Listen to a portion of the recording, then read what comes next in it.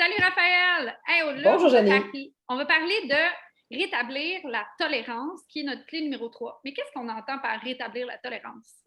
Dans le fond, c'est une extension de notre clé numéro 2, mais comme c'est une grosse portion, on a divisé ça en deux. Donc, on part un peu de l'histoire du microbiome, du microbiote. Le microbiote, on a dit que quand il y avait une dysbiose, quand il n'était pas bien adapté, ça allait créer des dérèglements à 3 niveaux. Donc, il va y avoir une problématique au niveau de la tolérance des choses externes comme les allergies. Il va y avoir une auto-immunité, donc une attaque de notre propre système, ou il va y avoir des développements de conditions inflammatoires, donc une réponse exagérée.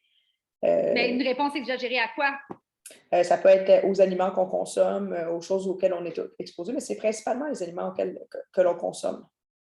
OK. Puis, comment on va faire pour adresser ces 3 types de tolérance-là? Bien, en fait, nous, on travaille beaucoup sur le volet de l'inflammation. On va travailler 3 choses importantes. On va travailler à ce que l'amélioration du système digestif dans sa globalité, dans son fonctionnement. On va enlever certains aliments qui sont réputés pour être plus inflammatoires ou créer une réponse immunitaire plus forte. Et après ça, on va réintégrer les aliments selon la tolérance pour être capable de les reconsommer. Mais pourquoi c'est important de réintroduire les aliments? On ne peut pas juste dire « Ah, je les enlève, je ne mange plus, puis ça va être beau ». C'est souvent quelque chose que les gens vont faire, vont réaliser qu'un aliment ne tolère pas bien, ils vont l'enlever, puis ils ne vont jamais le réintégrer. Par contre, ben, c'est qu'on ne veut pas limiter les aliments qu'on consomme, ça devient plus compliqué plus on a d'aliments, mais c'est aussi que nous, ce qu'on veut, c'est que le microbiote fonctionne bien, le système digestif fonctionne bien. Donc, en remettant les aliments, on va s'assurer qu'ils sont capables de les gérer. Donc, on veut que on ne veut pas que le système le système, il fonctionne en étant exposé à différents stress, on va dire. Donc, on mange un aliment, tous les aliments produisent une certaine réponse dans notre système, puis on veut que notre système apprenne à bien les gérer, puis qu'on soit capable de les consommer. On ne veut pas que le système ne soit plus jamais attaqué parce que c'est aussi sa façon de devenir plus fort. Si on n'attrape jamais de rhume, de grippe, de gastro, de toutes ces choses-là, on ne bâtit pas notre système immunitaire. Donc, c'est un peu la même chose. On a besoin de ces choses-là pour bâtir, comme on a dit, notre microbiote, mais notre microbiote, ça bâtit notre système immunitaire aussi. On a Mais je aussi. pense que ça fait partie de la théorie, justement, des maladies auto-immunes. C'est que le système immunitaire Exactement, c'est s'ennuie. ça. Tu me devances un peu là-dedans, c'est que le système immunitaire, on pense que le fait qu'on vit dans un monde beaucoup plus aseptique qu'avant, dans lequel tout est nettoyé, on a beaucoup moins d'exposition à différents pathogènes et à différents éléments, virus, bactéries, tout ça, fait en sorte que notre système devient, il n'y a plus grand-chose à combattre, donc il s'attaque à nous-mêmes.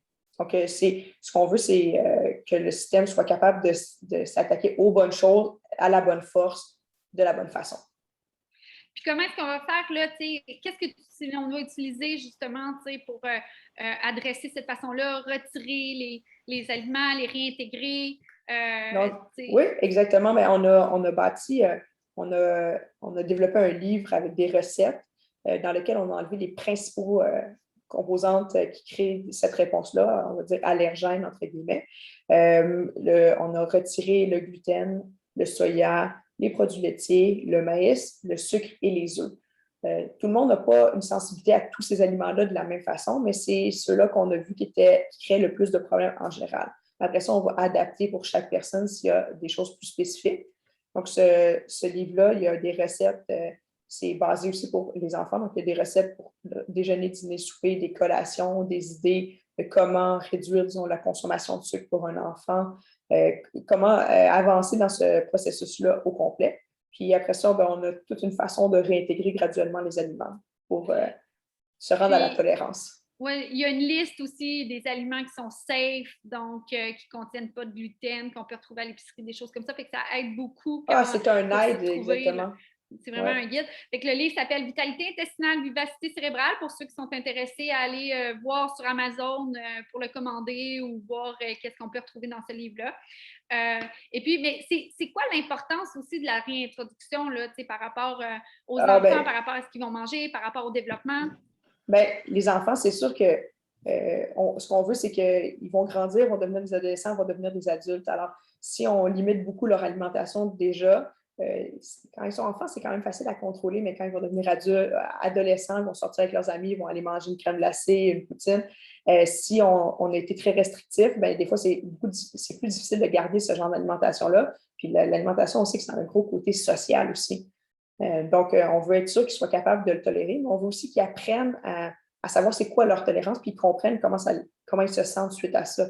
Donc, s'il y a un enfant ne mange plus de produits laitiers ou en mange peu, mais qu'ils comprennent que quand il en mange, qu'est-ce que ça fait comme effet sur son système. Puis, en général, les enfants et les adolescents et les adultes s'ils comprennent qu'est-ce que ça leur fait, bien, ils n'ont pas le goût d'en manger parce qu'ils ne se sentent pas bien. Puis, ils savent que ça amène des problèmes à moyen et à long terme. Donc, c'est plus une éducation à long terme. Mais l'objectif aussi est qu'ils soient capables de tolérer d'en manger une fois de temps en temps. Ah ben oui, c'est exactement ça. C'est pour ne pas limiter c'est l'importance du système digestif, c'est d'être capable de faire son rôle. Puis quand on est capable de manger ces aliments-là, c'est que le système digestif fait son rôle. Exact. Puis, mais on peut faire. Pourquoi est-ce que c'est important de les retirer? On a dit, OK, c'est important de les réintroduire, mais aussi important de les retirer. Là. Ben, je vais te faire une comparaison. Tu t'entraînes, mais tu te surentraînes. Donc là, tu es fatigué, tu es épuisé, tu as des problèmes, tu ne dors pas bien. Mais on va arrêter l'entraînement pour te laisser reposer. Donc, c'est la même chose qu'on fait avec le système digestif. On retire certains aliments pour que le système se repose. On ne retire pas ça à long terme. C'est un cours, on pourrait dire moyen terme, on parle de 6 semaines. Puis après ça, on va le réintégrer graduellement, comme on ferait avec l'activité physique si on a eu une fatigue, puis on va réintégrer graduellement. Puis c'est surtout ce qui est important, c'est la façon de le faire, la réintégration, c'est aller vraiment graduellement, puis écouter comment le corps réagit, puis s'adapter à ça. Puis comme ça, on apprend à comprendre notre corps, puis à mieux faire les choses, puis à savoir c'est quoi notre tolérance à nous. Super. Fait qu'à travers notre programme, on guide les parents dans toutes ces étapes-là pour justement aider le système à mieux fonctionner et à faire sa job par la suite. Oui. Super. Donc, on se revoit dans la prochaine capsule. Parfait. Bonne journée. Bye!